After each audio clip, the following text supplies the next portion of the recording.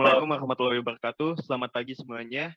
Kami dari tim ngemilhyung.id izin mempresentasikan ide bisnis kami. Sebelum presentasi dimulai, kami untuk memperkenalkan diri kami terlebih dahulu. Nama saya Renaldia Kaputra dan ada rekan-rekan saya yaitu ada Diva Manuela, Kevin Rina, Rido Islami, dan ada juga Rizka Dumi Putri. Nah, mungkin kita akan masuk ke mulai dari pembahasan permasalahan. Nah, ini dia contoh permasalahan yang melatar belakang kami, itu tingkat konsumsi cemilan pedas ini semakin meningkat. Jadi banyak orang yang menyukai makanan pedas, tetapi menginginkan makanan yang instan. Nah, ini dia solusi dari kami yang kami tawarkan untuk mengatasi permasalahan. Jadi, ngemilhyung.id ini adalah produk keripik seblak dengan jangkau dan juga tingkat level kepedasan request sesuai dengan konsumen. Juga kemasannya ini dilengkapi dengan adanya fitur zip ini. Tekstur keripik seblaknya ini tidak gampang alot. Mungkin untuk pembahasan selanjutnya akan dilanjutkan oleh Rizka Dumi.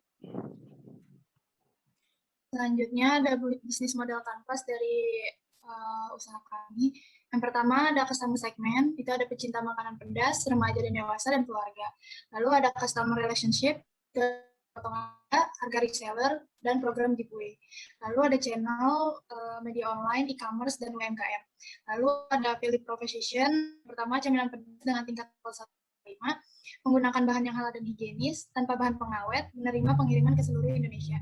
Lalu ada key activities, yang pertama membeli bahan kerupuk bawang, lalu pengolahan pembuatan kerupuk seblak, variasi level 1-5, terakhir pemasaran. Lalu ada key resource, pertama ada transportasi, lalu ada alat penunjang pengolahan. Lalu ada key partners, ada toko snack, e-commerce, UMKM, GNA, JNT, dan secepat. Lalu ada cost struktur, pertama ada biaya bahan baku kerupuk, lalu ada proses pengolahan, biaya marketing, biaya kemasan, biaya transportasi.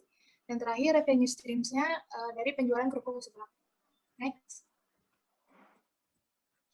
Lalu ada teknologi yang digunakan. Pertama ada mesin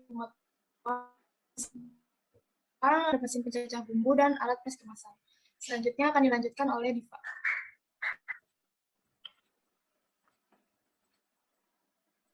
Oke, untuk strategi pemasaran ngemilhyung, kita memiliki 4 strategi pemasaran. Yang pertama, menciptakan keunikan.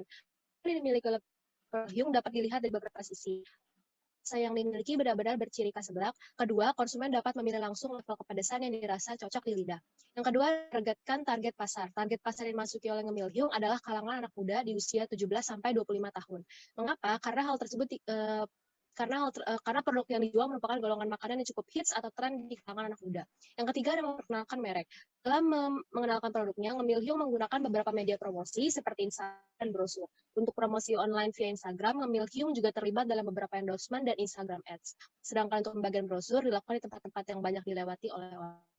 Yang terakhir ada pelayanan yang maksimal. Ngemilhyung berusaha semaksimal mungkin untuk memberikan servis terbaik agar dapat memberikan kesan yang menarik di setiap benak konsumen yang membeli.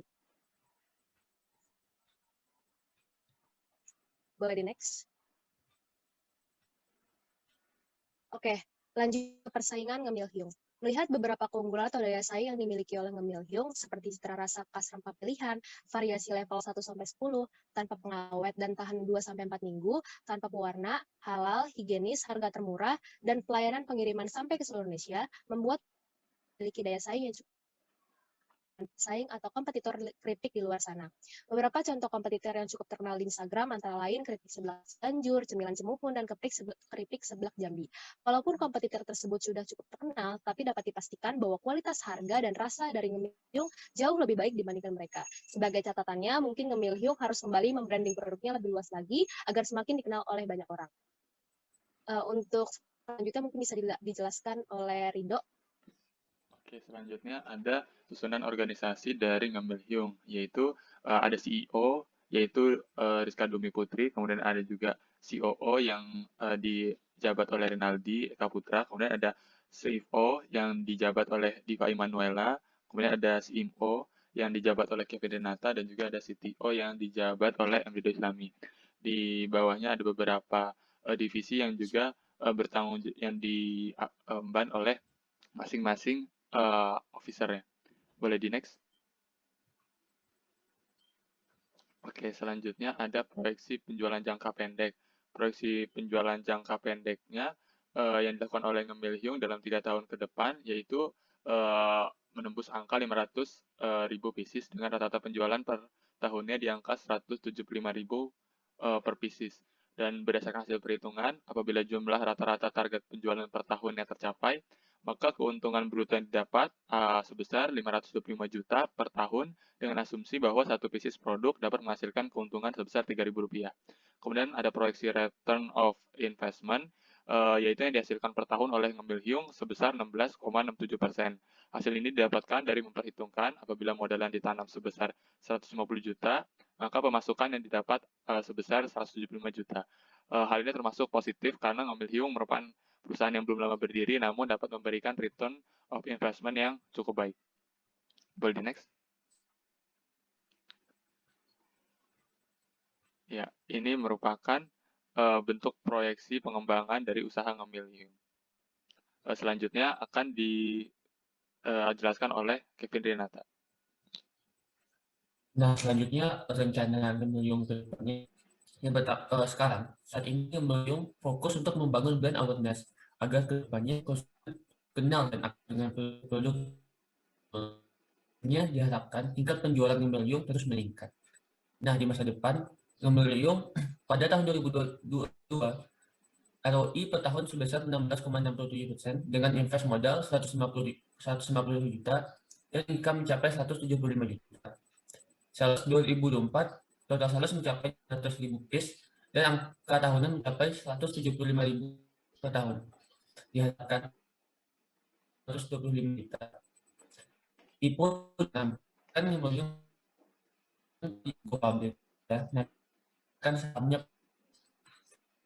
Nah, lewat pitching, Ngemil Hyung berharap bakal meng-hire partner atau tim yang tepat. Bisa funding ke investor. Ngemil Hyung telah kepada siapa, apa yang bisa ditawarkan, dan bagaimana melakukan pitching.